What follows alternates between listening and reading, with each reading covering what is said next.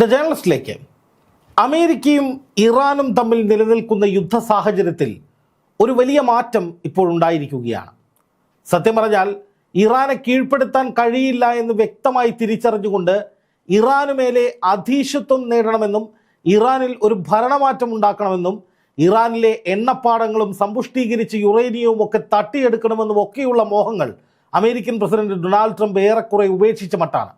അതുകൊണ്ട് തന്നെ ട്രംപ് ഇപ്പോൾ അദ്ദേഹത്തിൻ്റെ വ്യാപാര വ്യവസായ കരാറുകൾ വികസിപ്പിക്കുന്നതിൻ്റെ ഭാഗമായി നഷ്ടപ്പെട്ട ഇമേജ് വീണ്ടെടുക്കുന്നതിന് വേണ്ടി അമേരിക്കയിൽ നടക്കാൻ പോകുന്ന ഉപതെരഞ്ഞെടുപ്പിൽ വലിയ പ്രഹരമേൽക്കാതെ രക്ഷപ്പെടാൻ വേണ്ടി ലോകമെങ്ങും കറങ്ങിക്കൊണ്ടിരിക്കുകയാണ്, നെട്ടോട്ടം ഓടിക്കൊണ്ടിരിക്കുകയാണ്. ചൈനയിൽ വലിയ കരാറുകളൊക്കെ ഒപ്പിടാൻ വേണ്ടി കാലുകുത്തി പ്രസിഡന്റ് ഷീ ജിൻപിങ് സ്വീകരിക്കാൻ വിമാനത്താവളത്തിലേക്ക് പോലും പോയില്ല. വലിയ കരാറുകളൊന്നും ഒപ്പിട്ടുമില്ല. നാണം കെട്ടി നിൽക്കുന്ന ട്രംപ് ഇപ്പോൾ ഇന്ത്യയിലേക്ക് വരാൻ പോകുന്നു, അതിനുവേണ്ടിയുള്ള ചില തന്ത്രങ്ങൾ മെനഞ്ഞുകൊണ്ടിരിക്കുകയാണ് എന്ന ചില വാർത്തകൾ വരുന്നുണ്ട്.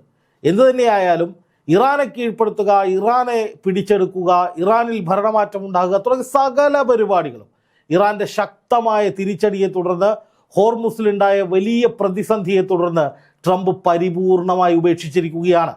ഇപ്പോൾ ഇറാനെക്കുറിച്ച് ട്രംപിന് കാര്യമായൊന്നും പറയാനില്ല.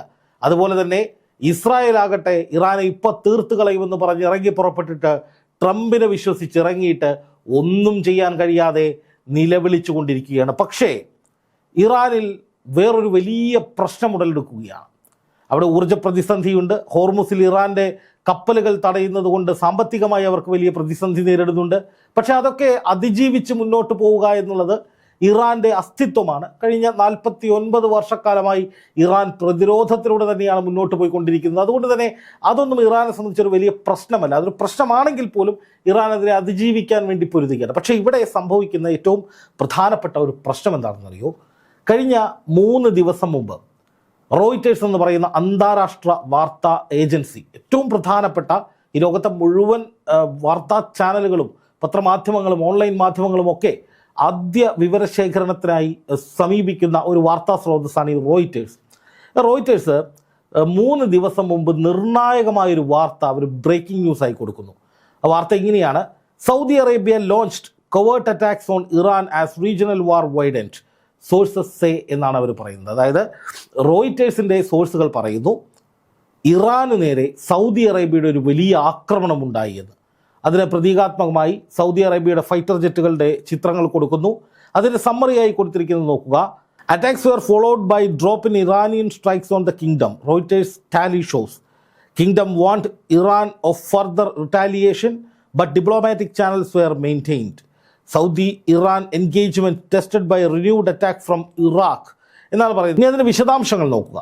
Saudi Arabia launched numerous unpublicized strikes on Iran in retaliation for attacks carried out in the kingdom during the Middle East war.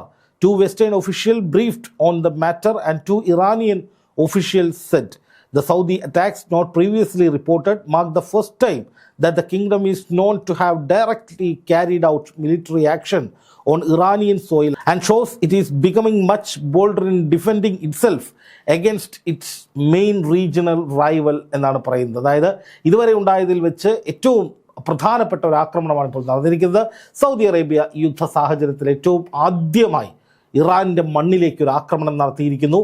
കാലങ്ങളായുള്ള ശത്രുവിനോട് കണക്ക് തീർക്കുന്നു എന്ന് തോന്നിപ്പിക്കുന്ന വിധത്തിലാണ് ഈ ആക്രമണമെന്നും ഇത് തുടരാനുള്ള സാധ്യതയുണ്ട് എന്നുമൊക്കെയാണ് ഈ റിപ്പോർട്ടിൽ പറഞ്ഞു പോകുന്നത്. അതോടൊപ്പം തന്നെ മറ്റൊരു വാർത്തയും കൂടി നൽകുന്നു. അത് അതിൻ്റെ തൊട്ട് പിറ്റേ ദിവസം വന്നതാണ്. എക്സ്ക്ലൂസീവ് വാർത്തയാണ് റോയിറ്റേഴ്സിൻ്റെ. Saudi warplane strikes militias in Iraq during war, sources said എന്നാണ് പറയുന്നത്. അതായത് ഇറാഖിൽ ഇറാനെ പിന്തുണയ്ക്കുന്ന മിലീഷ്യകൾക്ക് നേരെ വലിയ ആക്രമണം സൗദി നടത്തുന്നു എന്ന് പറയുന്നു. അതേപോലെ തന്നെ ഇന്നലെ Saudi Arabia and UAE carried out secret attacks in Iran, US official said എന്ന് പറഞ്ഞുകൊണ്ട് ദ ന്യൂയോർക്ക് ടൈംസ് ഒരു റിപ്പോർട്ട് പുറത്തുവിടുകയാണ്. ഇതെല്ലാം കൂട്ടി വായിക്കുമ്പോൾ നമ്മൾ മനസ്സിലാക്കേണ്ടത്, അല്ലെങ്കിൽ നമ്മൾ തിരിച്ചറിയേണ്ടത്, കുളം കലക്കിയ ശേഷം അമേരിക്ക, ഡൊണാൾഡ് ട്രംപ് അടുത്ത വഴി തേടിപ്പോയി.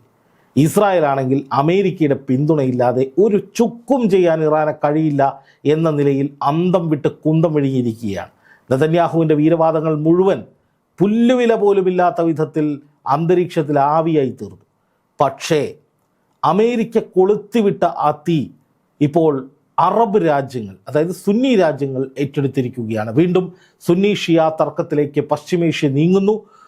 90-91 കാലഘട്ടങ്ങളിൽ നമ്മൾ കേട്ടിട്ടുള്ള ഗൾഫ് വാർ എന്ന് പറയുന്ന അതിഭീകരമായ ഭയാനകമായ സ്ഥിതിവിശേഷങ്ങളിലേക്ക് കാര്യങ്ങൾ നീങ്ങുകയാണോ? മിഡിൽ ഈസ്റ്റിലെ രാജ്യങ്ങൾ അങ്ങോട്ടും ഇങ്ങോട്ടും ഏറ്റുമുട്ടുന്ന അവസ്ഥയിലേക്ക് ഇറാന് നേരെ ശക്തമായ ആക്രമണവുമായി UAEയും സൗദിയും വരുന്നു. ഇവരുടെ പോർ വിമാനങ്ങൾ ഇറാൻ്റെ മണ്ണിന് ചുറ്റും അന്തരീക്ഷത്തിൽ വട്ടമിട്ട് പറക്കുന്നു. ഇസ്രായേൽ UAEക്ക് വലിയ സഹായവുമായി പ്രതിരോധ സംവിധാനങ്ങളും സൈനിക സഹായങ്ങളുമായി എത്തുന്നു എന്നതടക്കമുള്ള നിരവധി വാർത്തകൾ കഴിഞ്ഞ മണിക്കൂറുകളിൽ പ്രവഹിക്കുകയാണ്. അതായത് അമേരിക്കയും ഇസ്രായേലും ചെയ്യുന്നത് മുഴുവൻ വലിയ ശരികളാണ്. ഇറാനെ തകർക്കണം, തീർക്കണം, ഇല്ലാതാക്കണം എന്നൊക്കെ മുറവിളി കൂട്ടി ഫാദർലാൻഡും മദർലാൻഡും ഒക്കെ ആഘോഷിച്ച് നടന്ന കുറേ ആളുകൾ നമുക്കിടയിലുണ്ട്. പക്ഷെ അതുകൊണ്ടുണ്ടായൊരു വലിയ ദുരന്തം ഇപ്പോൾ അവരുൾപ്പെടെ നമ്മളുൾപ്പെടെ സകലരെയും വല്ലാത്ത രീതിയിൽ ബുദ്ധിമുട്ടിക്കാൻ പോവുകയാണ്. നമ്മുടെ പ്രധാനമന്ത്രി ശ്രീ നരേന്ദ്രമോദി കഴിഞ്ഞ ദിവസം പറഞ്ഞത് എന്താണെന്ന് നമുക്കറിയാം. എണ്ണ ഉപയോഗം നമ്മൾ കുറയ്ക്കണം, കാർ പൂളിങ്ങിലേക്ക് പോകണം, അനാവശ്യമായി സ്വർണം വാങ്ങരുത്, വിദേശ രാജ്യങ്ങളിലേക്കുള്ള യാത്രകൾ കുറയ്ക്കണം, ആഡംബരത്തിനായിട്ടുള്ള യാത്രകൾ കുറയ്ക്കണം, അതായത് മുണ്ട് മുറുക്കി ഉടുത്ത് ജീവിച്ചോളൂ, വലിയ പ്രതിസന്ധി മുന്നിൽ വരാൻ പോവുകയാണെന്ന കൃത്യമായ സൂചനയാണ്. ലോക്ക്ഡൗൺ അല്ലെങ്കിൽ ഒരു ഷട്ട് ഡൗണിലേക്ക് രാജ്യം പോകുമെന്ന ഭീതിയിൽ നിൽക്കുകയാണ് നമ്മളിപ്പോൾ. ഇതിൻ്റെ കാരണക്കാരാണ്? അമേരിക്കയാണ്, ഇസ്രായേലാണ്. ഒരു കാരണവുമില്ലാതെ ഇറാനെ നശിപ്പിക്കണം, ഇറാൻ്റെ ഭരണം പിടിച്ചെടുക്കണം, തങ്ങളുടെ ഭീതി എന്നേക്കുമായി ഇല്ലാതാക്കണമെന്ന ഭീതി, ഇസ്രായേലിൻ്റെ പേടി, അതിന് വഴിപ്പെട്ട് ഈ യുദ്ധം തുടങ്ങി വെച്ച അമേരിക്ക കൂളായിട്ട് പൊടിയും തട്ടി അടുത്ത കരാറുണ്ടാക്കാൻ ചൈനയിലേക്കും ഇന്ത്യയിലേക്കൊക്കെ വരാൻ പോവുകയാണ്. ട്രംപ് ഇപ്പോൾ ഇറാനെക്കുറിച്ച് മിണ്ടുന്നില്ല, പക്ഷെ ഇവിടെ കുളം കലക്കി മൊത്തം പ്രശ്നമാക്കി വെച്ചിട്ട് ആശാ നൈസായിട്ട് തടി വീഴും. തൻ്റെ കയ്യിൽ നിൽക്കുന്നില്ല എന്ന് കണ്ടപ്പോൾ ഹോർമുസ് കടലിടുക്കിലെ ആ പ്രതിരോധം, അല്ലെങ്കിൽ ഹോർമുസ് കടലിടുക്കിലെ ഇറാൻ്റെ ഏതെങ്കിലും തരത്തിലുള്ള നീക്കത്തെ പ്രതിരോധിക്കാൻ വേണ്ടിയിട്ട് അമേരിക്കൻ പടക്കപ്പലുകൾ ഇറങ്ങും. അതിലെ മറ്റ് രാജ്യങ്ങളുടെ കപ്പലുകളൊക്കെ അമേരിക്കൻ പടക്കപ്പലുകൾ കോൺവോയായി കൊണ്ടുപോകും, ഇറാനെ തകർക്കുമെന്ന വലിയ വെല്ലുവിളിയായിരുന്നു. ഒന്നും നടന്നിട്ടില്ല. ഹോർമുസ് കടലിടുക്കിലൂടെ ഇറാൻ്റെ അനുമതിയില്ലാതെ ഒറ്റ കപ്പലിനും ഇപ്പോഴും പോകാൻ കഴിയില്ല.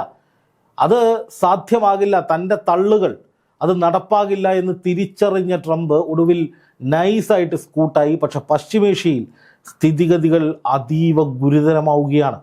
നോക്കുക, UAEയും സൗദിയും ഇറാന് നേരെ ആക്രമണം നടത്തുന്നു. ഇറാന് ജയ് വിളിച്ചുകൊണ്ടിരുന്ന പലർക്കും ഇനി അതിന് സാധിക്കില്ല. കാരണം ഗൾഫ് രാജ്യങ്ങൾ കളത്തിലിറങ്ങിയിരിക്കുകയാണ്. ഇപ്പോൾ ഗൾഫ് മേഖലയിലേക്ക് ഇറാന് വേണ്ടി വലിയ പിന്തുണയായിരുന്നു അമേരിക്കയും ഇസ്രായേലും ഇറാനും ഏറ്റുമുട്ടുന്ന സമയത്ത്. പക്ഷേ ഇപ്പോൾ അങ്ങനെയല്ല. ഇപ്പോൾ ഗൾഫ് രാജ്യങ്ങൾ അവരുടെ ഭരണകൂടം കൃത്യമായി ഇറാനെതിരെ നീങ്ങുമ്പോൾ, സൈനിക നടപടികളിലേക്ക് പോകുമ്പോൾ, ആ രാജ്യത്തടക്കമുള്ള ഇറാനെ പിന്തുണയ്ക്കുന്നവർക്ക് പരസ്യമായി ആ ഭരണകൂടങ്ങൾക്കെതിരെ ഇറാന് പിന്തുണയുമായി രംഗത്ത് വരാൻ കഴിയില്ല. അതുകൊണ്ട് തന്നെ ഇറാന് പരസ്യമായ പിന്തുണ കുറയുന്നു. പക്ഷേ ഇറാൻ ഇതിനെ എങ്ങനെ കൈകാര്യം ചെയ്യും എന്നുള്ളതാണ് ഇതിൽ ഏറ്റവും പ്രധാനപ്പെട്ട മറ്റൊരു വസ്തുത ഇരിക്കുന്നത്. കാരണം പാകിസ്ഥാൻ്റെ ഭാഗത്തു നിന്ന് ഒരു അറബ് നാറ്റോ സഖ്യത്തിന് വേണ്ടിയിട്ടുള്ള ഒരു നീക്കം നടക്കുന്നുണ്ട്. അതായത് സൗദി, ഖത്തർ, പാകിസ്ഥാൻ, തുർക്കി എന്നിവരെ ചേർത്തുകൊണ്ട് ഒരു അറബ് നാറ്റോ സഖ്യം ഉണ്ടാക്കുക. അത് ഇറാൻ്റെ ഇത്തരം ആക്രമണങ്ങളെ, മിഡിൽ ഈസ്റ്റ് രാജ്യങ്ങളിലേക്ക് ഇറാൻ നടക്കുന്ന ആക്രമണങ്ങളെ ശക്തമായി ഈ അറബ് നാറ്റോയെ ഉപയോഗിച്ച് പ്രതിരോധിക്കുക എന്നതടക്കമുള്ള നിരവധി പ്ലാനുകളാണ് പാകിസ്ഥാനുള്ളത്. കാരണം പാകിസ്ഥാനെ സംബന്ധിച്ച് ആഭ്യന്തര യുദ്ധം രൂക്ഷമാണ്, വലിയ തകർച്ചയിലാണ് പാകിസ്ഥാൻ. അതുകൊണ്ട് തന്നെ അമേരിക്കയുടെ അടക്കം പിന്തുണയോടുകൂടി ഇത്തരമൊരു സഖ്യമൊക്കെ ഉണ്ടാക്കിയെങ്കിൽ മാത്രമേ പാകിസ്ഥാനിൽ നിലനിൽപ്പുള്ളൂ. അതുകൊണ്ടാണ് ഈ യുദ്ധത്തെ ആളിക്കത്തിക്കുന്ന വിധത്തിൽ, അമേരിക്കയ്ക്ക് ഗുണകരമാകുന്ന വിധത്തിൽ മറ്റ് അറബ് രാജ്യങ്ങളെയൊക്കെ കൂട്ടിച്ചേർത്തുകൊണ്ട് ഇറാനെതിരെ ഒരു വലിയ യുദ്ധത്തിലേക്ക് ഈ പാകിസ്ഥാൻ കാര്യങ്ങളെ കൊണ്ടുപോകുന്നത്. പക്ഷേ ഇവിടെ മനസ്സിലാക്കേണ്ട ഒരു പ്രധാനപ്പെട്ട കാര്യമെന്ന് പറയുന്നത്, ഇത് പശ്ചിമേഷ്യയിൽ ഒരു വലിയ യുദ്ധത്തിലേക്ക് വഴി തുറക്കുന്ന രീതിയിലേക്ക് കാര്യങ്ങളെ മാറ്റും. അതായത് അമേരിക്കയ്ക്ക് ഒന്നും നഷ്ടപ്പെടാനില്ല, ഒന്നും ഒട്ടും നഷ്ടപ്പെട്ടിട്ടുമില്ല. അവർക്ക് സൈനിക കേന്ദ്രങ്ങൾ നഷ്ടപ്പെട്ടു എന്നതല്ലാതെ അവരുടെ ടെറിട്ടറിയിലേക്ക് കയറിക്കൊണ്ട്, അവരുടെ ഭൂമിക്കുള്ളിലേക്ക്, അവരുടെ മണ്ണിനുള്ളിലേക്ക് കയറിക്കൊണ്ട് ഒരാക്രമണവും നടക്കില്ല. അതുകൊണ്ട് തന്നെ പശ്ചിമേഷ്യയിൽ എന്ത് ഗുരുതര സാഹചര്യം ഉണ്ടായാലും അത് നേരിട്ട് അമേരിക്കയെ ബാധിക്കില്ല. ഇപ്പോൾ ഹോർമുസ് കടലിടുക്ക് അടച്ചതുകൊണ്ടുള്ള വ്യാപാരപരമായിട്ടുള്ള പ്രശ്നങ്ങൾ, ഡോളറിനുണ്ടാകുന്ന വീഴ്ചകൾ, അല്ലെങ്കിൽ എണ്ണ ഉപഭോഗത്തിലുണ്ടാകുന്ന പ്രശ്നങ്ങളൊക്കെ അമേരിക്കയെ ബാധിക്കുമായിരിക്കും. പക്ഷേ പശ്ചിമേഷ്യയിൽ ഒരു യുദ്ധമുണ്ടായാൽ, അല്ലെങ്കിൽ പശ്ചിമേഷ്യൻ രാജ്യങ്ങൾ ഏറ്റുമുട്ടിയാൽ, മിഡിൽ ഈസ്റ്റിൽ ഒരു ശക്തമായ യുദ്ധമുണ്ടായാൽ, അത് ഇന്ത്യ ഉൾപ്പെടുന്ന അല്ലെങ്കിൽ ഗൾഫ് രാജ്യങ്ങൾ ഉൾപ്പെടുന്ന പശ്ചിമേഷ്യൻ രാജ്യങ്ങളെ ബാധിക്കുന്നത് പോലെ ഒന്നും അമേരിക്കയെ ബാധിക്കില്ല.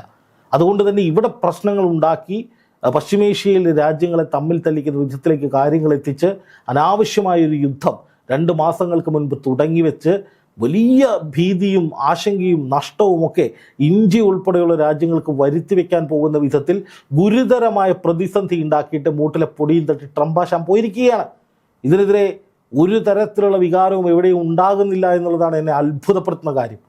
കാരണം ഇപ്പോഴത്തെ കണക്കുകൾ പ്രകാരം ഈ യുദ്ധം കൊണ്ടുണ്ടായ പ്രതിസന്ധികൾ ഗൾഫ് മേഖലയിലായാലും ഇന്ത്യ ഉൾപ്പെടെയുള്ള രാജ്യങ്ങൾക്കും പരിഹരിക്കണമെങ്കിൽ ഏതാണ്ട് 1 വർഷമെങ്കിലും വേണം. അതായത് ഹോർമൂസ് കടലിടുക്ക് ഇപ്പോൾ തുറന്നാലും ഈ ബ്ലോക്ക് കൊണ്ട്, ഈ യുദ്ധത്തിൻ്റെ ഭാഗമായിട്ടുണ്ടായ ഇറാൻ നേരത്തെ തന്നെ മുന്നറിയിപ്പ് കൊടുത്ത ആ ബ്ലോക്ക്, ഇറാൻ മുമ്പേ പറഞ്ഞിട്ടുള്ളതാണ് ഇത് മേഖലാ യുദ്ധമായി വളരും, ഞങ്ങൾ വെറുതെ ആക്രമിച്ചാൽ ഹോർമുസ് ഞങ്ങൾ അടയ്ക്കും, വലിയ പ്രതിസന്ധി ഉണ്ടാകുമെന്ന് നിരന്തരമായി ഇറാൻ മുന്നറിയിപ്പ് കൊടുത്താണ്. എന്നിട്ടും ഇസ്രായേലിൻ്റെ സ്വാർത്ഥ താല്പര്യങ്ങൾക്ക് വഴങ്ങി അമേരിക്കയുടെ എണ്ണ പിടിച്ചെടുക്കൽ, ഇറാൻ്റെ എണ്ണ ശേഖരവും യുറേനിയം ശേഖരവും ലക്ഷ്യമിട്ടുകൊണ്ടുള്ള ആ നീക്കം പാളിപ്പോയി. പക്ഷെ ആ നീക്കം കൊണ്ട് അനുഭവിക്കുന്നത് നമ്മളൊക്കെയാണ്.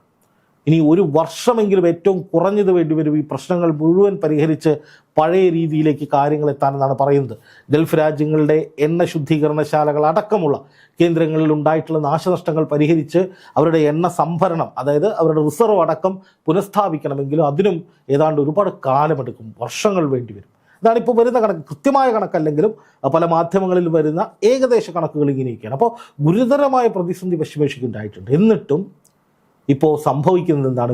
വീണ്ടും ഈ യുദ്ധത്തിൻ്റെ തീവ്രത കൂട്ടുന്ന വിധത്തിൽ ഗൾഫ് രാജ്യങ്ങൾ സുന്നി ഷിയ യുദ്ധം എന്ന നിലയിലേക്ക്, അല്ലെങ്കിൽ ഷിയ രാജ്യമായ ഇറാനെ സുന്നി രാജ്യങ്ങൾ ആക്രമിക്കുന്ന വിധത്തിലേക്കൊക്കെ കാര്യങ്ങൾ മാറുന്നു. പശ്ചിമേഷ്യൻ രാജ്യങ്ങൾ തമ്മിൽ തല്ലുന്നു.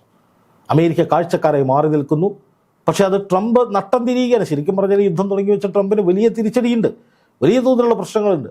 പക്ഷേ ട്രംപ് ഏറ്റെടുത്ത ഇറാൻ്റെ നാശമെന്ന ദൗത്യം അതും നേടാൻ കഴിഞ്ഞില്ലെങ്കിലും ഇറാനെ നിരന്തരമായി ആക്രമിക്കാൻ ഗൾഫ് രാജ്യങ്ങൾ ഇറങ്ങി പുറപ്പെടുന്നു എന്നുള്ളത് ട്രംപിനെ സംബന്ധിച്ച് സന്തോഷം നൽകുന്ന കാര്യമാണ്. പക്ഷേ അമേരിക്കയിൽ ഉപതെരഞ്ഞെടുപ്പ് നടക്കാൻ പോവുകയാണ്.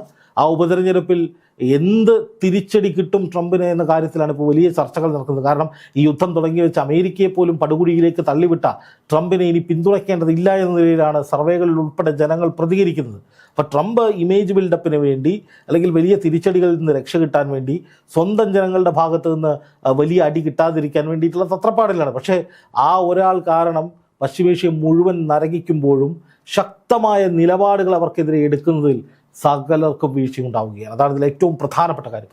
അമേരിക്കയും ഇസ്രായേലും തുടങ്ങി വെച്ച യുദ്ധത്തിൻ്റെ കെടുതികളാണ് നമ്മൾ അനുഭവിക്കുന്നതെന്ന് തുറന്നു പറയാൻ ചങ്കൂറ്റമുള്ള മാധ്യമ പ്രവർത്തകർ പോലും ഇന്നില്ലല്ലോ എന്നോർത്ത് എനിക്ക് വല്ലാത്ത വിഷമം തോന്നുന്നു. ശരിക്കും പ്രിയപ്പെട്ട പ്രേക്ഷകരെ, യുദ്ധം തുടങ്ങി വെച്ചവർ തന്നെയാണ് ഇതിനെല്ലാം കാരണക്കാർ. നമ്മളൊക്കെ ദുരിതം അനുഭവിക്കുമ്പോൾ നമ്മൾക്ക് ഇനി അങ്ങോട്ട് ഒരുപാട് പ്രതിസന്ധികളിലൂടെ കടന്നു പോകാൻ സാധ്യതയുണ്ട്. ആ ഘട്ടങ്ങളിലൊക്കെയും അത് നമ്മൾ പറഞ്ഞു തന്നെയാകണം. ഒരാവശ്യവുമില്ലാതെ പശ്ചിമേഷ്യയെ ഇത്രയും വലിയ ദുരന്തത്തിലേക്ക് തള്ളിവിട്ടത് ട്രംപും കൂട്ടരുമാണ്. എന്നിട്ട് അവർക്കൊരു കുഴപ്പവുമില്ലാതെ അവർ മാറി നിന്ന് കണ്ട് ആസ്വദിക്കുകയാണ്. തമ്മിൽ തല്ലുന്നത് ഇറാനും ഗൾഫ് രാജ്യങ്ങളും ഒക്കെയാണ്. അതൊക്കെ ബാധിക്കുന്നത് നമ്മളെ എല്ലാവരെയുമാണ്. അത് ഓർക്കണം, മറക്കരുത്. അതുകൊണ്ടാണ് ഞാൻ ഈ വീഡിയോ ചെയ്തത്.